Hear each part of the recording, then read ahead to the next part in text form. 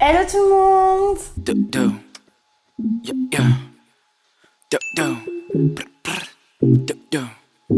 tout le monde, j'espère que vous allez bien. Aujourd'hui on se retrouve dans une nouvelle vidéo, une vidéo entretien.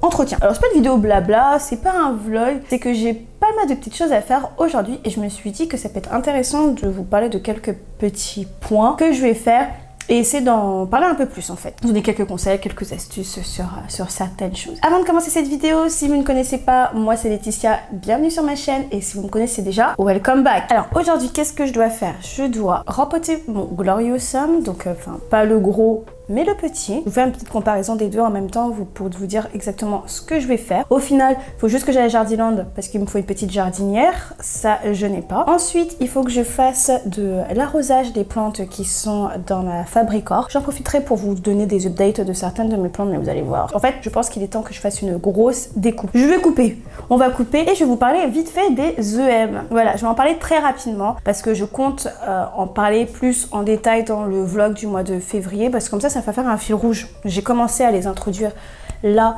sur le début du mois de fin du mois de janvier, début février, et je me dis que ça serait intéressant de vraiment en parler au bout d'un mois, une fois que j'aurai introduit les EM, donc on va en parler un peu. Ensuite, il faut que je vous parle des lampes Sansi. Alors, je sais pas si on dit Sansi, c'est S-A-N-S-I. J'en avais un peu parlé dans ma précédente vidéo et je me suis dit que là, il faut que je vous en parle vraiment plus en détail. Voilà, et qu'est-ce que je dois faire d'autre aussi? Ah oui, je dois préparer mes substrats parce que quand je vais faire du rempotage de mon Gloriosum, je n'ai plus de substrat prêt et je vais aussi en profiter pour faire le substrat de mes bébés alocasiaques ou de mes bébés anthurium comme j'en avais déjà parlé dans plusieurs. J'en avais teasé un peu de droite à gauche, j'aurais pu même faire une vidéo spéciale mes substrats, mais comme je dois faire ça aujourd'hui, autant en parler aujourd'hui. Let's go! Bon, on se retrouve. Dans un premier temps, je vais vous parler de mes lampes Sansi. J'en ai deux, donc j'en ai une ici avec mon étagère de Maranta, dont on va parler juste après, et ma Monstera Variegata, que j'aime beaucoup et je vais vous faire des petits plans close-up qui poussent assez bien. Et j'ai une lampe juste derrière qui permet de soutenir ma plantagère et surtout mon Omalomena rubescens. Alors pourquoi j'ai déjà utilisé ces lampes? Donc ces lampes, je les ai mis à deux endroits stratégiques parce que c'est des endroits où mes plantes n'ont pas énormément de lumière. Et la lumière, la fenêtre est vraiment juste là, hein. Ici, là, la fenêtre est juste là. Par contre, les plantes où elles sont situées, elles sont quand même à une certaine distance de la fenêtre qui fait qu'elles reçoivent pas énormément de lumière. Vraiment, cet hiver, l'hiver a été un peu compliqué parce que il fait sombre, hein. Voilà. Donc j'ai décidé de leur apporter donc des lampes de soutien. Il faut tout de même savoir une chose, une lampe de soutien ne se remplacera jamais la lumière naturelle. Je le dis très souvent déjà dans toutes mes vidéos, si vous avez l'occasion de rapprocher vos plantes le plus près de la fenêtre, c'est l'idéal, mais vraiment c'est l'idéal. Je vais vous donner un exemple avec une de mes Monstera Adansonii. Ça c'est l'une de mes Monstera Adansonii qui ressemble à un arbre. J'ai ma grosse aussi qui me fait après la même chose, mais je trouve que ça fait classe. Donc là, ma Monstera Adansonii, à force, donc elle m'a perdu toutes ses feuilles, comme vous voyez au niveau du tronc. Voilà, hein. Et puis elle a commencé à me faire des petites feuilles. Là, elle est derrière la fenêtre. Et vous pouvez voir que plus vous montez et plus les feuilles commencent à devenir de plus en plus grosses. Vraiment. Et ça, c'est grâce à deux choses, je pense. La première, la luminosité et les EM. Mais les EM, on en reparle après. Donc voilà, déjà, rien que pour vous dire, moi j'ai vu que moi je vois une véritable différence. Dans mes plantes, plus les plantes sont proches de la lumière, mieux c'est. Mais pour la Sansi, pourquoi je recommande vraiment cette lampe? Parce que j'ai vu une vraie différence. Petite précision pour la lampe. Donc sachez que c'est une ampoule de 20 watts et en termes de distance, donc sur le site, enfin, sur la page Amazon, il conseille de mettre la lampe à 60 cm de la plante. Bon, on peut pas dire que c'est ce que je fais, mais j'ai pas eu de taches de brûlure ni quoi que ce soit, mais effectivement si je commence à avoir des taches de brûlure, je reculerai l'ampoule pour éviter ce type de désagrément. Sachant que bon c'est pas non plus une lampe hyper forte, comme je l'ai dit, c'est vraiment que 20 watts. Après, donc moi, en termes de temps, je l'utilise principalement quand il n'y a pas de soleil, quand il n'y a pas de lumière. Donc là, il y a de la lumière, donc c'est vrai que j'aurais pu l'éteindre. Mais bon, c'est toujours une lampe de soutien. Et sinon, pour mes autres lampes, généralement, je les utilise entre 9 h du matin et 21 h le soir. sachant que c'est pas des lampes que vous pouvez minuter, enfin il n'y a pas de minuteur dessus, c'est seulement un bouton on-off, donc vous pouvez utiliser en fait des prises connectées. Soit les prises connectées, soit des minuteurs mécaniques ou avec des boutons en fait vous tournez qui permet de programmer à quel moment la lampe peut s'allumer et la lampe peut s'éteindre. Je vous mettrai des petites photos de droite à gauche pour que vous voyez à quoi ça ressemble. Concernant mon étagère de Maranta. Si vous me suivez sur Instagram, vous savez que je vous parle très souvent de cette... Enfin très souvent, je vous en parle vraiment de temps en temps de cette étagère de Maranta. Si vous ne la connaissez pas, c'est que vous ne me suivez pas sur Instagram. Et pourquoi vous ne me suivez pas sur Instagram? Donc la Scentsy, ça fait maintenant quasiment 2 mois et demi que je l'ai mise sur cette étagère. Je vais vous parler principalement de une plante en particulier où j'ai vu une vraie différence. C'est celle-ci. Ma Maranta Kerschovana, c'est une plante que j'ai depuis très longtemps.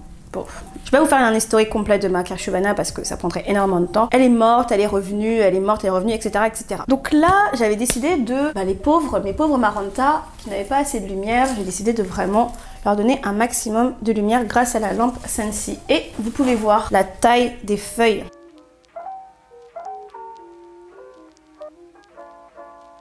Vous voyez la taille des feuilles?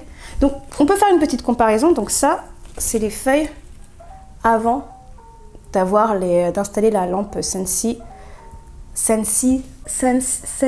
sais plus. Avant d'installer la lampe au niveau des Maranta et une fois que la lampe a été installée, on peut voir la différence de taille de feuilles. Puis même, regardez, si je prends cette petite branche par exemple, donc là vous voyez la petite feuille qui a été faite avant la lampe et ensuite elle m'a fait cette deuxième petite feuille. Enfin, qui est déjà beaucoup plus grosse que la précédente, on peut voir. La troisième qui ressemble à la deuxième. Et la dernière qui vraiment est beaucoup plus grosse. Souvent, des fois, on dit que les Maranta n'ont pas forcément besoin de lumière, mais je suis pas d'accord. Parce que là, maintenant qu'elles ont plus de lumière, elles se développent beaucoup mieux. On peut voir que les feuilles sont de plus en plus grosses, mais surtout les taches. Regardez la couleur. Enfin, on les voit pas trop parce que ça fait un peu violet. C'est un peu violacé, mais les taches sont beaucoup plus présentes que quand on voyait avant. Vous voyez? D'ailleurs, je vais l'arroser celle-ci. Je pense que je vais arroser l'étagère. Il y a aussi, qu'est-ce que je peux vous montrer? Il y a autre plante, donc celle-ci. Pareil, mon autre Maranta qui m'a fait des feuilles de plus en plus grosses. Et ça, c'était les feuilles avant la lampe. Donc je vois une vraie différence. Je vois que mes plantes se plaisent bien. Les plantes aiment beaucoup la lumière. Elles peuvent vraiment se développer comme il faut. Et je suis très fan. Autre plante du coup dont je voulais vous parler qui est du coup sous la lampe, donc c'est ma Monstera variegata. Elle aussi que je vais devoir aller arroser, qui a bien poussé. Mais surtout j'ai remarqué que depuis qu'elle est sous la lampe, elle me perd beaucoup moins son blanc. Au contraire, il est revenu. Vous pouvez voir juste en dessous comment les feuilles sont vertes. Vert quand même avec des nuancés de blanc, hein, quand même on voit, il y a quand même des nuancés. Plus on monte et plus le nuancé devient un peu plus, se tourne vers le blanc et on monte et elle me fait des feuilles toutes blanches. Là la dernière, c'est une white, je pense qu'elle est totalement blanche avec peut-être un peu de vert. Ah non, oui, un tout petit peu. C'est juste histoire de dire que ouais, j'ai mis un peu de vert mais il n'y a pas de vert. Mais le blanc est revenu. Et ça, je l'ai remarqué depuis qu'elle est sous la lampe, vraiment le blanc est revenu. Et j'aime beaucoup, franchement, j'adore. J'aime beaucoup le nuancé en fait. Le nuancé est vraiment beau, donc je suis extrêmement fan. Donc celle-ci aussi, de toute façon, je pense que je vais arroser totalement la plantagère jusqu'à après. Dernier point que j'ai oublié de préciser, la lampe est dotée d'une pince, ce qui fait que vous pouvez l'accrocher où vous voulez et les bras sont facilement manipulables. Voilà. Bon, parlons un peu de ma Fabricor. Ça fait super longtemps que je n'ai pas parlé de ma Fabricor, sachant qu'il y a eu énormément de changements de plantes qui étaient à l'intérieur, finalement que j'ai sorti, que j'ai mis dans mes Rodstar, au final parce qu'il y avait beaucoup plus d'espace. Plante que j'ai dû sortir d'ailleurs de la Fabricor, c'est mon Crystallinum Silver Blush. Je pense que j'en avais parlé un peu rapidement, donc le voici là aujourd'hui.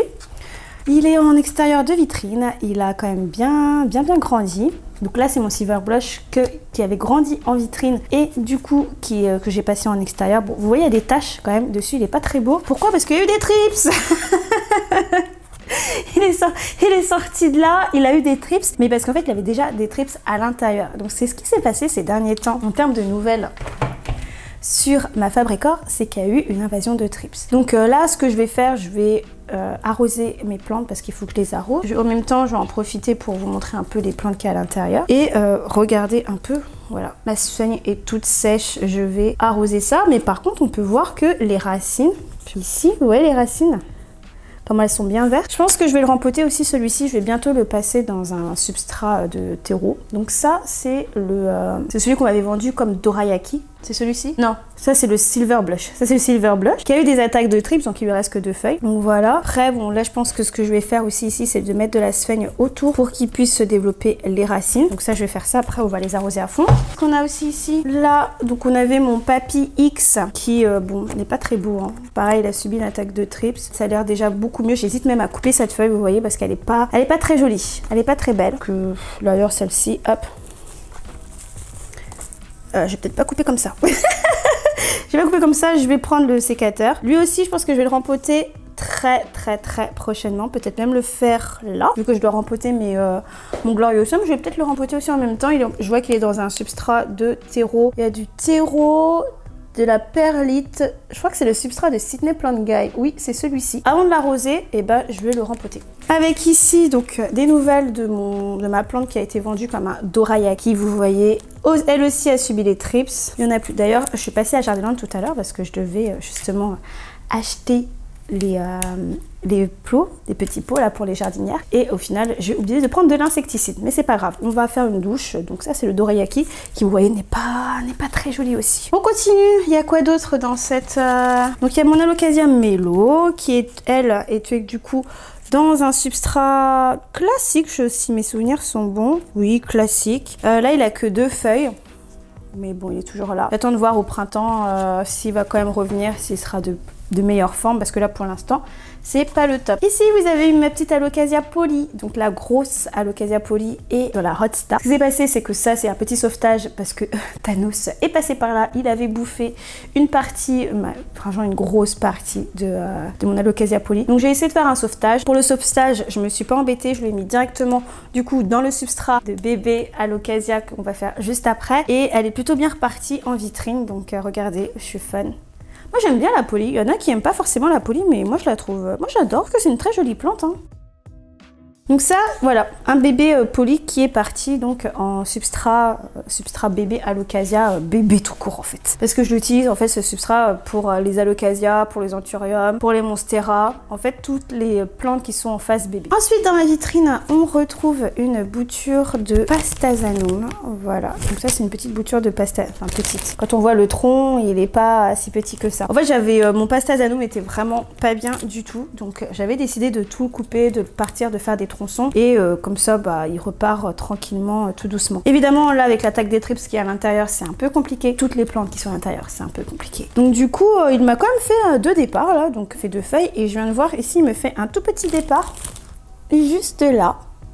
Voilà, à voir, je vais l'arroser à fond là juste après. En termes de substrat, lui, il est uniquement en terreau-perlite. Ah non, il est aussi dans le substrat de Sydney Plant Guide parce que je vois du sable, je de la vermiculite. J'avais mis ce petit papier pour qu'il puisse garder un maximum d'humidité, et au final, bah, ça pousse quand même. Après, je sais pas si je vais pas non plus toutes vous montrer les plantes qu'il y a dans la Fabricor parce que sinon on va jamais s'en sortir. Là, en fait, j'avais une autre plante que j'essaye, donc ça, je pense que celle-ci, ce que je vais faire, ça c'était mon Alocasia Macrorhizo Variegata. Il reste pas grand chose, mais je vois que le tronc est encore dur. Ce que je vais faire, parce que la dernière fois ce que j'avais remarqué c'est que le pot était beaucoup trop petit, donc je vais le garder, je vais le mettre de côté, et je pense que je vais le rempoter là tout à l'heure, mais dans un pot plus grand parce que le tubercule est assez gros et je pense que le pot est trop petit. Et là pour finir sur le haut, vous avez une Alocasia Silver Dragon qui me fait une nouvelle feuille juste ici. Je vais terminer là parce que après c'est pas fini, c'est pas fini. Bon, ça je sais plus trop ce que c'est, on verra au printemps. Je pense que c'est des Alocasia. C'est des Alocasia, je verrai ce qui va en sortir au printemps. Petite bouture de Gloriosum. Ok, donc voilà, je vous ai présenté rapidement ce qu'il y avait dans la Fabricor. Il y a eu voilà, des va-et-vient. Beaucoup de plantes ont été déménagées de ma Fabricor à la Rodstar. Et je vais en profiter aussi, comme je vais laver mes plantes, je vais aussi du coup utiliser les EM. Et là vous allez me dire, c'est quoi les EM dont tu parles depuis le début de la vidéo? Alors les EM c'est ça. Si vous suivez Sauvane sur son compte Instagram, vous savez déjà qu'est-ce que c'est. Alors je vais vous en parler très rapidement. Les EM, qu'est-ce que c'est? Donc c'est des effectifs micro-organismes. C'est tout simplement des microbes que vous ajoutez à votre eau d'arrosage. Qu'est-ce que vont faire ces bactéries? Elles vont surtout, dans un premier temps, vraiment enrichir votre substrat, donc le rendre beaucoup plus riche, et permettre aussi donc aux plantes de mieux assimiler tout ce qui est engrais et organismes qui se trouvent directement dans le substrat. C'est une aide. Voilà, c'est une aide. Moi j'utilise ça depuis maintenant, comme je vous ai dit, hein, depuis la semaine dernière, ça fait pas très longtemps, ça fait 1 semaine et demie, 2 semaines que j'utilise ça. Et le but du coup, c'est de mettre ça à chaque fois que vous arrosez vos plantes. Autre point aussi, ce qui est mieux, c'est que pour que les bactéries puissent se développer, c'est de pas utiliser des pots transparents. Ce type de... Il faut que normalement les EM puissent être mis dans des pots qui soient opaques pour que les bactéries puissent mieux se développer. Mais comme je vous ai dit, je vais pas trop en parler maintenant parce que là je suis en train de faire une phase de test. Je les utilise à chaque fois que je fais des arrosages. Donc là je vais arroser, donc je vais les utiliser. Et pour tout ce qui est en termes de volume, donc ça c'est un 2 litres. C'est 2 litres. Mais j'en ai déjà quasiment plus. Hein. Ça part très vite. Quand on a une centaine de plantes et que tu mets ça à chaque arrosage, ça part très vite. Et en termes de proportion, donc c'est 10 ml d'EM pour 1 litre d'eau officiellement. Sauf que moi je fais un peu à la louche, donc peut-être que j'en mets trop. Mais j'ai décidé d'acheter donc de la mélasse pour pouvoir en fait reproduire les EM et pour que ça reste le plus longtemps possible. Donc voilà, maintenant je vais arroser mes plantes. On se retrouve pour la préparation des substrats. Sachez une chose, donc moi j'ai différents types de substrats. J'en ai principalement deux. Un que j'utilise pour mes bébés plants, donc Alocasia anthurium, et un plus universel que j'utilise sur les aracées. J'ai principalement des aracées à la maison. Après, ça m'empêche pas de faire beaucoup de théroperlite. Théroperlite, je l'utilise principalement sur mes grosses plantes. La plante que vous voyez là derrière, donc mon Alocasia macrorhizo classique, elle est en théroperlite. Donc je vais plutôt vous montrer mon substrat que je fais pour les bébés Alocasia. Pour mon Gloriosum et pour mon McDowell, je vais plutôt le rempoter donc dans le substrat de Cineplant Guy, car j'ai eu un retour avec mon autre Gloriosum qui clairement est magnifique, je l'adore. Mais parlons du coup de mon substrat pour bébé plant. Pour pouvoir faire mon substrat pour les bébés Alocasia, j'utilise pour les bébés tout court, comme je vous l'ai dit. Donc il est composé principalement d'un substrat pour terrarium qui a une très bonne rétention d'eau. C'est l'une des raisons pour laquelle en fait j'utilise ce substrat là. En termes de caractéristiques, donc moi je vous conseille toujours de lire aussi tout ce qui est les étiquettes à l'arrière de vos substrats pour en savoir davantage. En plus de ça, ce qui est bien, c'est que ce substrat-là a une bonne capacité aussi pour tout ce qui est absorption d'engrais. Donc c'est plutôt une bonne chose. On continue après avec des écorces de pin. Je conseille de partir avec des écorces de pin fines. De petit calibre vraiment, car comme vous le savez, on part sur des bébés plants qui vont avoir un système racinaire assez fragile, donc ne mettez pas non plus des grosses écorces de pin. Non, sinon ça va pas le faire. Elles n'auront pas assez de place pour pouvoir se développer correctement. Évidemment, on rajoute de la perlite dans ce substrat là. Voilà, bon, c'est ce qui me reste. C'est pour ça qu'on va pas faire grand chose. Je rajoute aussi d'autres choses dans mon substrat. Là, depuis peu, j'utilise ce stimulateur racinaire Alguamicor. Donc, c'est quoi? C'est des mycorhizes. Donc ça, je l'utilise maintenant plus dans mon substrat pour bébé plant. Avant, j'utilisais le lombricompost que j'utilise toujours maintenant d'ailleurs, mais ça pour, on va dire, les plantes qui sont déjà installées. Et donc ça, c'est un stimulateur racinaire. Voilà. Autre point aussi que j'utilise un peu, donc c'est le charbon horticole. Donc le charbon horticole a plusieurs propriétés qui sont assez bien. Le principal, c'est tout ce qui est antifongique pour éviter justement la pourriture racinaire. Donc je trouve que c'est plutôt bien. Voilà, donc c'est principalement ça que j'utilise pour mon substrat. Par contre, avant de terminer, en termes de proportion, je pars sur du 40-40. 40% d'écorce de pin, 40% de terreau de terrarium et 20% de perlite. Après, je rajoute du charbon. Bon, voilà, je mets une poignée, un peu, du charbon et, comme je vous l'ai dit, mon stimulateur racinaire. Et voilà! Maintenant, parlons du Gloriosum et du McDowell. Ok, donc, mon Gloriosum, mon McDowell. Je vais approcher la caméra pour que vous voyez de plus près. Comme je vous ai dit un peu plus tôt, je vais devoir rempoter mon Gloriosum. Alors, pas celui-là, c'est celui-ci. Voilà, donc ça c'est mon deuxième Gloriosum et celui que je vous ai présenté juste avant, il est là. Ça c'est mon premier Gloriosum, donc celui-ci il est exposé dans mon salon face à ma baie vitrée. Et regardez la nouvelle feuille qui m'est sortie. Elle est trop belle. Donc du coup, si je voulais vous montrer, c'est parce que ce Gloriosum là, non seulement j'avais fait une vidéo pour vous parler des entretiens des Gloriosum que je vous mettrai en petit i, mais en plus de ça, j'avais fait une vidéo dans un vlog où je l'avais rempoté avec vous. dans une jardinière. La problématique que j'ai avec mon autre Gloriosum, et ben c'est celle-ci. C'est ça. Il est sorti de son pot. Donc j'ai décidé de lui acheter une jardinière, donc celle-ci. Par contre, je me suis rendu compte que le pot allait être peut-être trop petit. Donc je vais voir, ça va falloir que je le rempote vraiment au bout. Donc juste là, pour qu'il puisse vraiment se développer sur la longueur, même si à mon avis, ça va pas durer très longtemps. La même chose pour le McDowell, qui est juste ici. Le voici.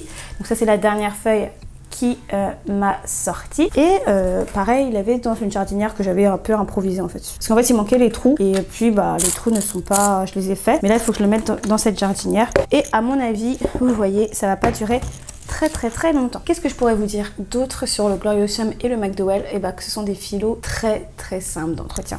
J'adore ces phyllos, ça fait partie, surtout le Gloriosum, elle fait partie de mes plantes favorites. C'est une plante qui nécessite vraiment pas grand chose en termes d'entretien. Et je vais faire du rempotage pour terminer cette vidéo. Sur ce, on se dit à la prochaine. J'espère que cette vidéo vous aura plu. Bye!